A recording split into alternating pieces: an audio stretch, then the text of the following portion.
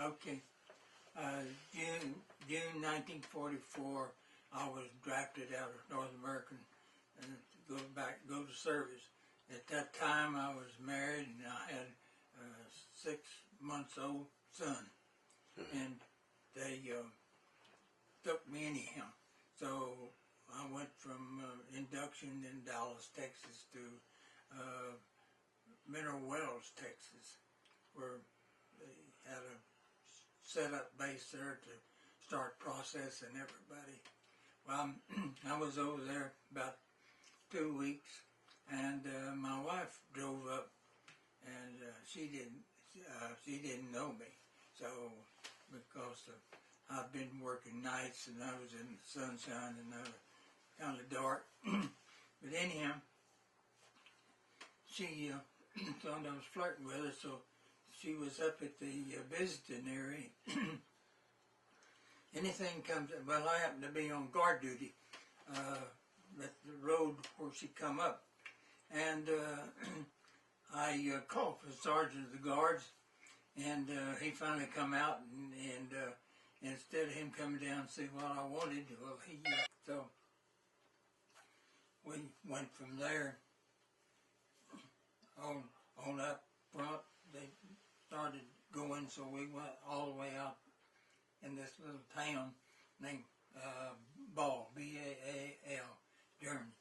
And we went outside of it, and then they come out and said, y'all better dig in here because we may have a counterattack. But we didn't, and so next morning we got up and we had our tanks coming up, and so we followed our tanks into another town, and so they drove up. We had an interpreter and we had a Jeep with a loudspeaker on it. They drive up to town and tell them if there's any any soldiers in there, come out, because we're going to level the town. And so about the first one, nobody put out a white sheet or anything, so we backed up, and they called for our 105s to open up on the town, and they give about a 30-minute barrage into this town. So when we started through this town, we didn't have any problems. They tore up. Everybody's trying to take care of their wounded and everything, and didn't see 1 or 2 soldiers that had been hit. So we started out the next town throughout this highway. It was a highway. It wasn't the Autobahn. It was just a regular highway. And so we got down there, probably a mile or so, railroad track. And I looked up, and there was that big railroad gun that the Germans used. And so we went up, creeped up and see if anybody was around it going to use it. And they'd all disappeared and run away. And so some of our guys wanted to take it and turn it around and fire it towards Berlin. But our officers wouldn't let us. Says it's probably booby trap. Said, don't mess with it, just leave it alone. So we started on. We got down the ways, and we come up, had somebody out, observers out in front, said there's a little town up front, and he says there's a big hospital on the left-hand side, and he says, do not fire at the hospital.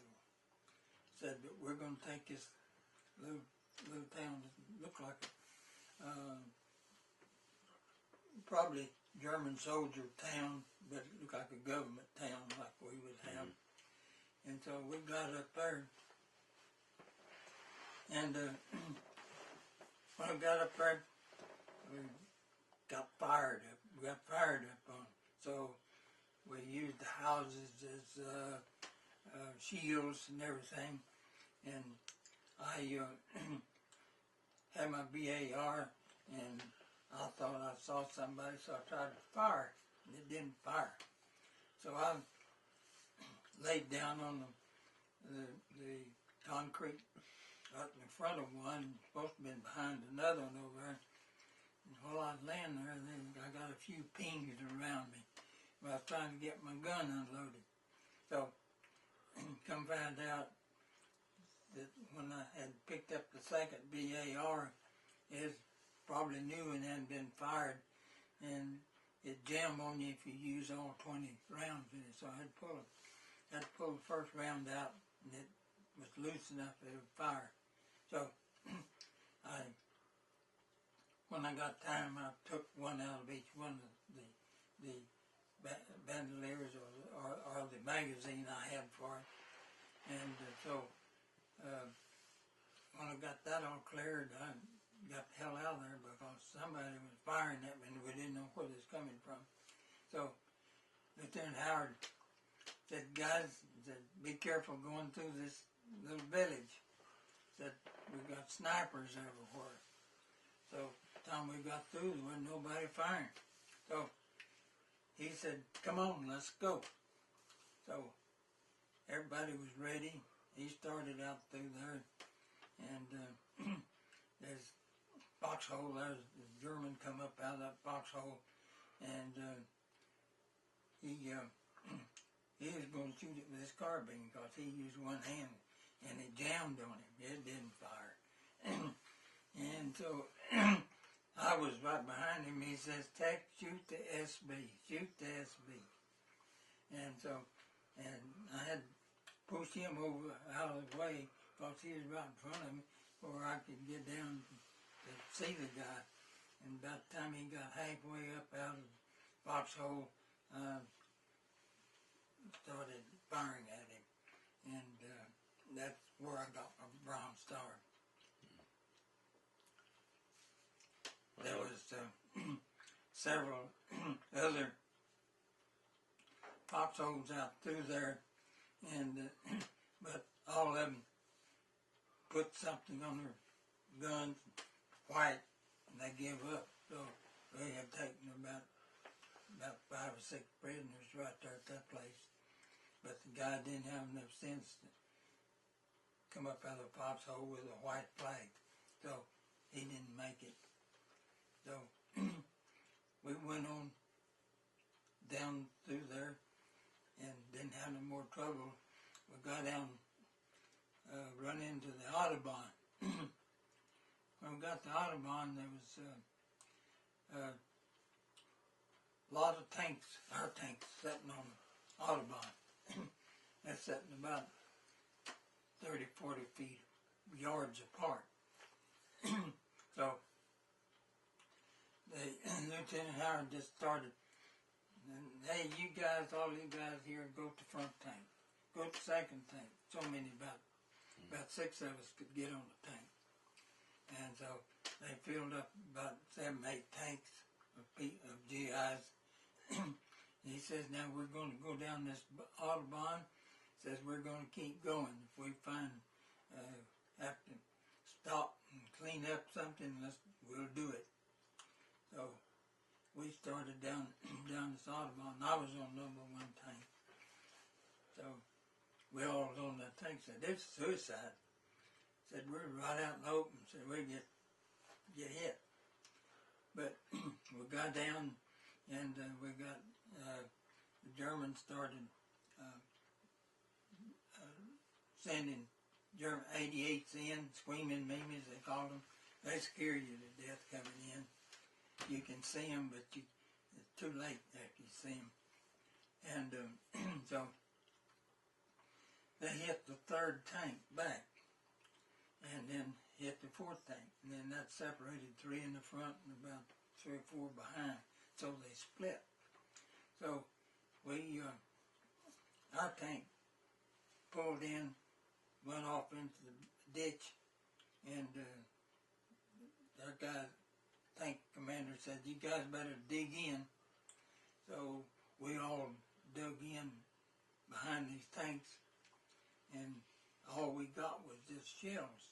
So we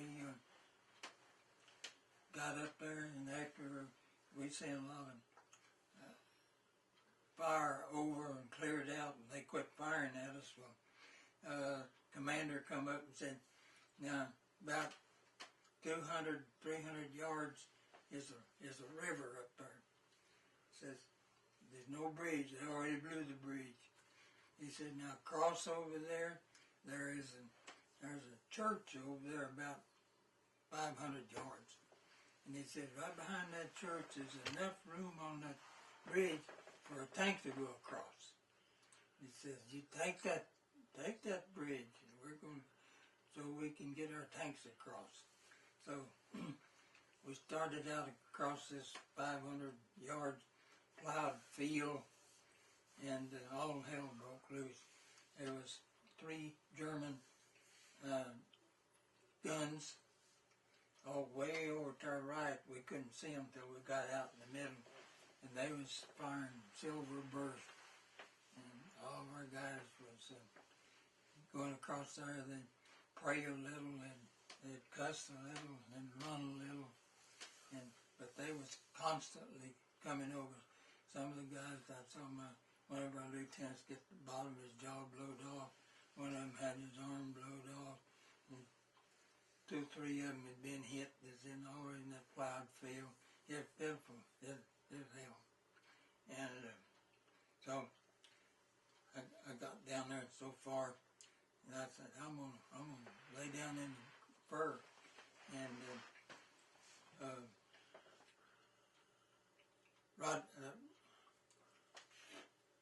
my buddy, the Mexican boy, Louis Melendez, he was my ammo bearer. And so he says, I'm not stopping here, I'm going. So he took off, and he's running toward this church over there. So I had too much load on, running in that plowed field and everything. It took me a while to get out of there. But I never got hit. But there was so many of them got hit in different places. Some killed, some wounded, all kinds of shape. So we got over to church, and somebody, about the time we got over, somebody finally got a hold of those down there, and they found out that they had displaced Polish people tied to those tanks, those guns. And they were sitting there at the whip making them fire those guns at us. They wasn't doing it. The Polish people were doing it. But anyhow, somebody cleared that out, got those guys, and finally got the Polish people loose, and took off. I don't know where they went through. But anyhow, we got up to church, so I had BAR, and Lieutenant Howard said, you and Melendez go across the bridge over there and dig in. And so he said, I'll send some more over. And so when Melendez and I got over, and about the time we got dug in, we caught a lot of firepower from somewhere in Germany. And we got dug in, and we was okay. But every time somebody started across that bridge, they'd get fired on. And I don't think it was 1 or 2 of them ever got hit, but they kept on. And so we called up 105s and fired